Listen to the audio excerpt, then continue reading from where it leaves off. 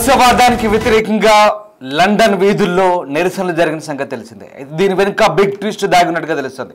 దేశంలో ముస్లిం జనాభా వేగంగా పెరిగిపోతుంది.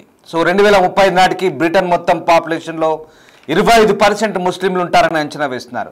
లండన్లో ఇస్లామోఫోబియా పెరిగిపోతుంది. ఇప్పటికే పలు ప్రాంతాల్లో నో గో జోన్స్ పెట్టారు. ముస్లింలు ఎక్కువగా ఉన్న ప్రాంతాల్లో ముస్లిమేతరులకు బెదిరింపులు వస్తున్నాయి. దేశంలో విపరీతంగా మసీదుల సంఖ్య పెరిగిపోయింది. వీధుల్లో నమాజులపైన స్థానికుల అసంతృప్తి వ్యక్తం చేస్తున్నారు. వీధుల్లో ఎక్కడ పడితే అక్కడ నమాజులు చేస్తూ అక్కడ ఆ ప్రాంతాన్నంతా కూడా బ్లాక్ చేస్తుండడం స్థానికులకు నచ్చట్లేదు. సో షరియా కోర్టులు తీర్పులపై కూడా లండన్ జనం మండిపడుతున్నారు. అందుకే గతంలో ఎప్పుడు లేనంతగా నిరసన చేపట్టారు. లండన్ వీధుల్లోకి వచ్చినారు లక్షలాది మంది జనం. మీరు చూస్తున్న దృశ్యాలు లండన్లో వలస వ్యతిరేక నిరసనలతో హోరెత్తిన దృశ్యాలు అవి.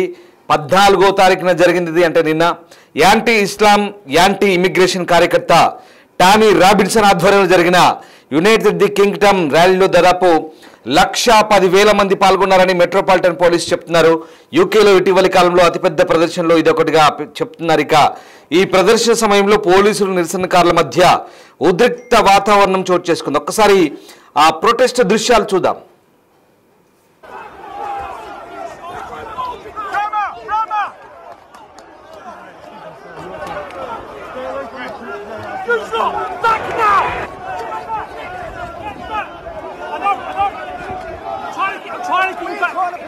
I know.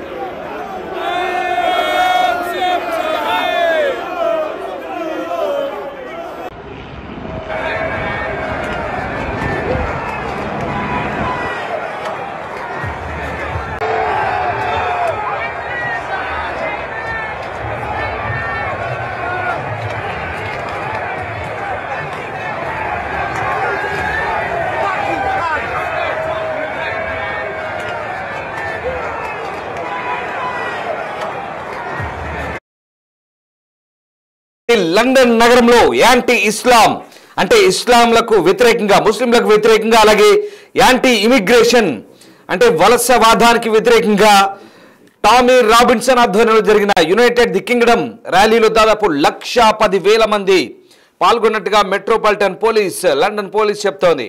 ఇక దీనికి సమాంతరంగా అంటే వీళ్లకు వ్యతిరేకంగా స్టాండప్ టు రేసిజం అనే కౌంటర్ ప్రొటెస్ట్ కూడా జరిగింది.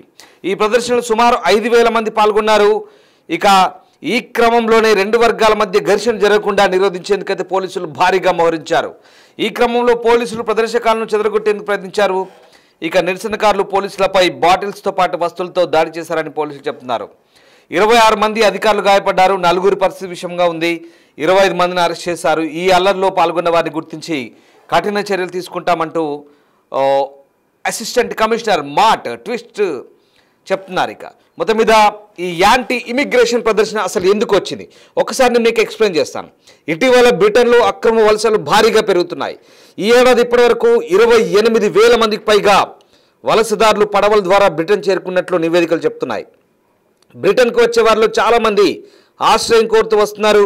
వలసలు రికార్డు స్థాయికి చేరుకోవడంతో స్థానిక జనాభాలో అసంతృప్తి పెరుగుతోంది. ఇది సహజమే.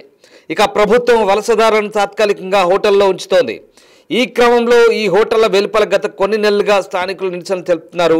వలసదారులు దేశ వనరులను పాడు చేస్తున్నారని స్థానికుల ఉద్యోగాలను కొల్లగొడుతున్నారంటూ నిరసనకారులు ఆరోపిస్తున్నారు. ఇప్పటికే బ్రిటన్ ఆర్థిక వ్యవస్థ తీవ్ర కష్టాల్లో ఉంటే అక్రమ వలసదారులు దేశానికి భారంగా మారారంటూ యాంటీ ఇమిగ్రేషన్ నిరసనకారులు చెప్తున్నారు.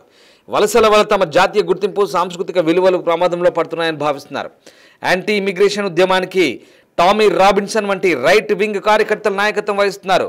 ఎగ్జాక్ట్లీ దీంట్లో తప్పేమీ లేదనిపిస్తోంది. ఇక వలస సమస్య బ్రిటన్ రాజకీయాల్లో ప్రధాన అంశంగా మారింది. రిఫార్మ్ యూకే వంటి పార్టీలకి ఇది కీలక అజెండాగా మారింది. రాబిన్సన్ లాంటి నేతలు ఈ అంశాన్ని మరింతగా ప్రోత్సహిస్తున్నారు.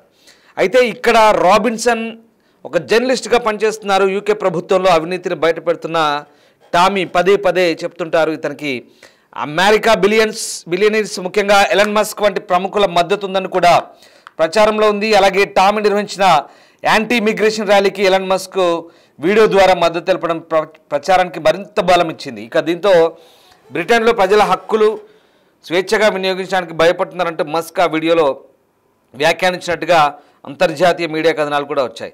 సో ఇంకొక ట్విస్ట్ ఏంటంటే ఇక్కడ యాంటీ ఇమిగ్రేషన్ ర్యాలీలో నిరసనకారులు యూనియన్స్ ఫ్లాగ్ అలాగే సెయింట్ జార్జ్ క్రాస్ జెండాలను కూడా ప్రదర్శించారు. కొందరు అమెరికా, కొందరు ఇజ్రాయెల్ జెండాలు కూడా పట్టుకున్నారు.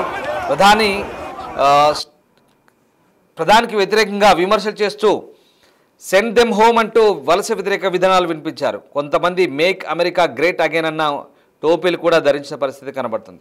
సో మొత్తం మీద ఇక్కడ బ్రిటన్లో ఇస్లామోఫోబియా అనేది కొత్త విషయమేం కాదు. ఇస్లామోఫోబియా అనే పదానికి చట్టపరమైనటువంటి అర్థం కనుక ఒకసారి మనం చూసినట్టయితే బ్రిటన్లో చాలా వరకు కూడా ఈ సర్వేలు చెప్తున్నాయి ఏంటంటే చాలామంది అక్కడ చేరిపోయి ముస్లింలు అక్కడి నుంచి డామినేషన్ చేస్తున్న పరిస్థితి కనబడుతుంది. చాలామంది ముస్లిమ్స్ అక్కడ చాలా వరకు కూడా షరియా చట్టాలు అమలు చేస్తున్నారు. అక్కడ కోర్టులు ఉన్నాయి, షరియా చట్టాలు ఉన్నాయి. అలాగే దాంతోపాటు అక్కడ లండన్ వీధుల్లో కూడా ఇక్కడి మాదిరిగానే లండన్ వీధుల్లో కూడా స్ట్రీట్లన్నీ బ్లాక్ చేసి రోడ్ల మీద నమాజులు చేయడం, ఇదంతా లోకలైట్స్కి నచ్చట్లేదు. దాంతోపాటు అక్కడ షరియా చట్టాలు, అంతేకాదు డామినేషన్ చేస్తున్నారు స్థానికుల పైన. ముస్లిమ్స్ జనాభా విపరీతంగా పెరిగిపోతుంది లండన్లో. ఎక్కువగా పాకిస్తానీస్ ఉన్నారు. మీకు తెలిసిందే లండన్ మేయర్గా గతంలో పాకిస్తాన్ వ్యక్తి పనిచేశారు. పాకిస్తాన్ మూలాలను ఒక వ్యక్తి లండన్ మేయర్గా పనిచేశాడు. అలాగే చాలా దేశాల నుంచి వెళ్తున్నారు, ఇతర ఆఫ్రికన్ ముస్లిమ్స్ వెళ్తున్నారు. ఇక పడవల ద్వారా అక్కడి సముద్రం నుంచి వలస వస్తున్నారు అక్కడికి. వీళ్ళందరినీ కూడా మంచి మంచి హోటల్స్లో పెట్టి వాళ్ళకు ఆశ్రయం కల్పిస్తుంటే స్థానికులకు మండుపడుతున్నారు. ఎందుకంటే వాళ్ళ డబ్బుతో వాళ్ళని హోటల్లో మేపడం ఎందుకు? వలసవాదుల్ని హోటల్లో మేపుతూ వాళ్ళకి ఆశ్రయం కల్పిస్తూ ఎంత చట్టవిరుద్ధం అంటున్నారు అక్కడ లోకలైట్స్ అంతా కూడా. అంతేకాదు అక్కడి కల్చర్ని పాడు చేస్తున్నారు. అక్కడంతా గందరగోళం నెలకొంది. ఈవెన్ దో ఇదంతా కూడా అందరికీ ఎసరు వచ్చేలా ఉంది. వలసవాదులు అంటే మనం కూడా ఉంటాం, మన ఇండియన్స్ కూడా ఉంటాం. కానీ మనం వెళ్ళేది అధికారికంగా వీసాలపైన నిపుణులుగా వెళ్తాం. సాఫ్ట్వేర్లో కానీ మెడిసిన్ రంగంలో కానీ, టెక్నాలజీ రంగంలో కానీ, మెడికల్ రంగంలో కానీ, ఫార్మాలో కానీ భారతీయులు ఎవరైనా ఉద్యోగరీత్యా వెళ్తారు, వ్యాపార రీత్యా వెళ్తారు. సో వాళ్ళు అలాగే వెళ్ళారు. కానీ వాళ్ళ జనాభాని విపరీతంగా పెంచుకుంటూ ఎవరిని పడితే వారిని అక్కడికి తీసుకురావడం, తద్వారా ఇక వాళ్ళ ఆచారాలను వాళ్ళ నిబంధనలన్నీ కూడా అక్కడ స్థానికులపైన రుద్దడం, ఇదంతా కూడా అక్కడ వాళ్ళకి నచ్చలేని పరిస్థితి. అంతేకాదు అక్రమంగా వలస వస్తున్నారు కొంతమంది చుట్టుపక్కల దేశాల వాళ్ళు. కొంతమంది అక్కడి నుంచి అక్రమంగా వలస వచ్చి బ్రిటన్కి సముద్రం గుండా వచ్చి అక్కడి నుంచి దేశంలో చొరబడుతున్నారు. ఇప్పుడు వాళ్ళందరికీ కూడా అక్కడ ప్రభుత్వం హోటల్లో పెట్టి మంచి మంచి స్టార్ హోటల్లో పెట్టి వాళ్ళందరినీ మేపుతోంది. సో ఇది స్థానికులకు నచ్చట్లేదు. ప్రజాధనం దుర్వినియోగం అవుతుంది ఖచ్చితంగా. ఇక్కడ టామీ లాంటి ఉద్యమకారులు చేసిన కూడా వాస్తవమే. సరే, మనం కూడా అంటాం కొన్ని సందర్భాల్లో ఇక్కడ కూడా మనం కొన్ని ఉద్యమాలు తీసాం, ప్రాంతీయ ఉద్యమాలు వచ్చే మన దగ్గర కూడా. అంతేకాదు ఇటీవలి కాలంలో మనం మార్వాడి గో బ్యాక్ అంటూ రకరకాల ఉద్యమాలు తీసాం. అంటే ఇక్కడెక్కడ ఏం జరుగుతుంది, స్థానికంగా మన ఉపాధి అవకాశాలు దెబ్బతింటున్నాయనో, లేదా మన కల్చర్ దెబ్బతింటుందనో, లేదంటే మన పూర్తిగా మనని కిచ్చపరిచే విధానాలు, లేక మనని అసహనాన్ని గురిచేసే విధానాల్లో ఏదో ఒక రీజన్ ఉంటుంది. సో అక్కడ అదే పరిస్థితి. మనకు వాళ్ళకి పోలిక ఉందా అంటే అంత స్థాయిలో లేదని చెప్పాలి. మన దగ్గర కొన్ని అంశాల వారీగా కొన్ని వ్యక్తిగత విభేదాల వల్ల ఇట్లాంటి కొన్ని ఉద్యమాలు వచ్చాయనో, లేదా అంటే మార్వాడి గోబ్యాక్ లాంటి ఉద్యమాలు కొన్ని వ్యక్తుల మధ్య వచ్చిన విభేదాలు, కానీ తర్వాత అది పరిష్కారమైన పరిస్థితి. కానీ ఇక్కడ లండన్లో పరిస్థితి వేరు. లండన్లో పూర్తిగా ఇది విత్ ఇన్ కంట్రీ అయితే, అక్కడ కంప్లీట్గా విదేశీ వలసవాదులు వస్తున్నారు. అదే తేడా మీరు గమనించండి. నేను ఈ అంశాన్ని ఎందుకు ఉదాహరించానంటే ఇది కంట్రీ లోపల, అది కూడా ఒక ప్రాంతం లోపల, ఒక రీజియన్ లోపల జరుగుతున్న వ్యవహారం. కానీ లండన్లో అలా కాదు.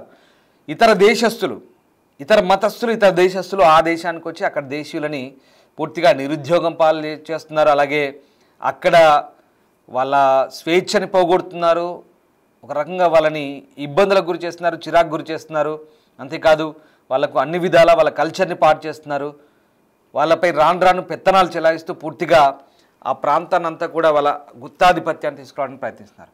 ఇదంతా కూడా స్థానికులకు మండిపాటుకు గురవుతున్న పరిస్థితి. అందుకే బ్రిటన్ జాతీయులు దీనిపై పెద్ద ఎత్తున ఉద్యమం చేశారు. 110,000 మంది లండన్లో ఉద్యమం చేశారంటే మామూలు విషయం కాదు. అవతల వైపు ఇది రేసిజం అనే పేరుతో మమ్మల్ని రేసిజం చేస్తున్నారంటూ లేదా జాతీయ అహంకార ఇవన్నీ కూడా దాడులు అంటూ అవతల వైపు ఒక 5,000 మంది జమ్మారు. సో ఇదంతా పెద్ద లెక్కలకు తీసుకోవాల్సిన అంశం కదా అవతల వైపు నుంచి. ఏదేమైనా లండన్లో జరుగుతున్న ఈ ప్రొటెస్టులు మాత్రం నిజంగా అక్కడ స్థానికుల నుంచి అయితే పూర్తి మద్దతు దొరుకుతోంది. మొత్తం మీద 2030 నాటికి బ్రిటన్ మొత్తం పాపులేషన్లో ఇక ముస్లింల జనాభా పెంచుకోవడానికి ట్రై చేస్తున్నారంటూ వాళ్ళు ఆరోపిస్తున్నారు అక్కడ వాళ్ళు లండన్లో. సో ఏదేమైనా ఇది ఆ దేశ వ్యవహారం. మనం ఎంత దీని గురించి డెప్త్గా వెళ్ళినా కూడా ఆ దేశంలో ఉన్న సమస్య వాళ్ళకే తెలిసిపోతుంది. మనం ఇక్కడ నుంచి ఏ రకమైన ఆలోచన చేసినా వాళ్ళ కోణంలో చేసినా లేదా ఆందోళనకారుల కోణంలో చేసినా లేదా అక్కడ వాళ్ళకు వ్యతిరేకంగా మళ్ళీ ఆందోళన చేసిన మిగతా వాళ్ళ కోణంలో చేసినా అక్కడ ఆ దేశానికి సంబంధించిన సమస్య మనం అక్కడ ఉన్నటువంటి పరిస్థితులు మాత్రం మీకు వివరించి చెప్పే ప్రయత్నం చేస్తున్నాం ఇక్కడ. సో జరుగుతున్న వాస్తవాన్ని చూపించే ప్రయత్నం చేస్తున్నాం. మొత్తం మీద లండన్లో జరుగుతున్న ఈ ఇష్యూ ఇప్పుడు పెద్ద ఎత్తున వివాదాస్పదమవుతుంది. అందుకే యాంటీ ఇమిగ్రేషన్ గొడవలు లండన్లో ప్రారంభమయ్యాయి. చూడాలి ఇది ఇంకా ఎంత దూరం వెళ్తోంది, ఎలాంటి పరిస్థితులు చోటు చేసుకుంటున్నాయి అనేది మాత్రం తెలియాల్సి ఉంది. సో మొత్తం మీద లండన్లో జరుగుతున్న ఈ గొడవలు రాను ఇమిగ్రేషన్ పాలసీ మీద అందరి మీద పడే అవకాశం ఉంది. ఎందుకంటే వలసలకు వ్యతిరేకంగా బ్రిటన్లో జరిగిన ఈ భారీ ర్యాలీలు ఏవైతే ఉన్నాయో కంప్లీట్గా ఇక్కడ మిగతా వలసవాదులు ఎవరైతే ఉన్నారో ఉద్యోగాల రీత్యా వెళ్ళే వాళ్ళు ఇండియన్స్ కానీ ఇంకా మిగతా దేశస్తులు కానీ అందరిపైన పడే అవకాశం ఉంది. సో మొత్తం మీద ఈ మొత్తం వ్యవహారానికి సంబంధించి ఇప్పుడు ప్రభుత్వం అయితే దృష్టి సారించింది. చూడాలి ఇంకా ఇది ఎలాంటి పరిస్థితులు దారితీస్తుంది, ప్రభుత్వం ఎలాంటి చర్యలు తీసుకుంటుంది. మొత్తం అయితే వలసలపై బ్రిటన్ అయితే అట్టుడికింది. దాదాపు 1,50,000 మంది వలసదారులందరినీ కూడా వెనక్కి పంపాలంటూ చేస్తున్న పరిస్థితి. ఎక్కడైతే అమెరికాలో షురూ అయిందో అమెరికాలో ఇమిగ్రేషన్ పాలసీలు మొదలయ్యాయో అటు నుంచి America, Australia and London, Britain, so UK ఇవన్నీ ప్రాంతాల్లో మొదలైనవి వరుసగా. అంటే అక్కడ ఉండి అక్కడ నిబంధనలకు లోబడి బుద్ధిగా పనిచేసుకుంటూ లేక బుద్ధిగా బతకడానికి వెళ్ళినప్పుడు బుద్ధిగా అక్కడ నియమ నిబంధనలు పాటించి సక్రమంగా ఉంటేనే ఏ గొడవలు ఏ అల్లర్లు రావు.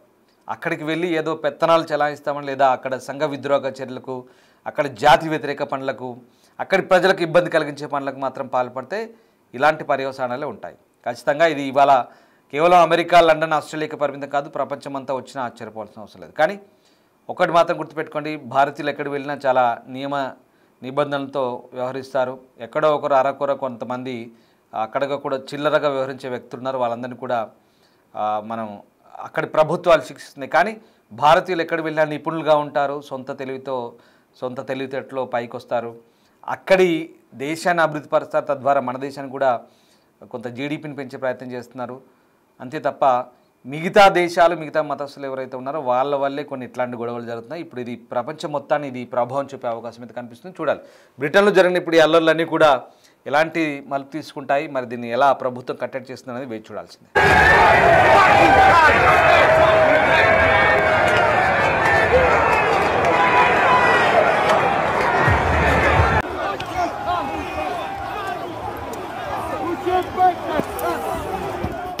సో బ్రిటన్లో యునైట్ ది కింగ్డమ్ పేరుతో గత కొన్ని రోజులుగా జరుగుతున్న ఈ నిరసనకు ప్రధాన కారణం ఇమిగ్రేషన్ వ్యతిరేక భావన అనేది ఇందాక చెప్పుకున్నాం. అయితే ఇక్కడ మొత్తం వ్యవహారానికి కొన్ని వారాల క్రితం జరిగిన ఒక ఘటన కారణం తెలుస్తోంది. ఈ వాయువ్య ఇంగ్లాండ్లోని సౌత్ ఫ్లోర్లోని ఓ డ్యాన్స్ స్కూల్లో దుండగులు కత్తులతో దాడి చేయడంతో 3 పిల్లలు మరణించిన ఘటనతో బ్రిటన్ ఒక్కసారిగా ఉలిక్కిపడింది. ఈ ఘటనకు కారకులు వలసదారులేనని అనుమానిత వలస వ్యతిరేక వర్గాలు భారీ ఎత్తున నిరసనలు ఆందోళన చేపట్టాయి. కొన్ని చోట్ల ఇవి హింసాత్మకంగా మారి దోపిడీలు విధ్వంసానికి దారితీశాయి. లివర్పూల్, బ్రినటల్, బ్లాక్ఫుల్, హాల్, మంచెస్టర్ వంటి ప్రాంతాల్లో ఇది ఎక్కువగా చెలరేగింది. చాలా చోట్ల దుకాణాలు, షాపింగ్ మాల్స్ను లూటీ చేసి ప్రభుత్వ భవనాలు కూడా నిప్పంటించారు.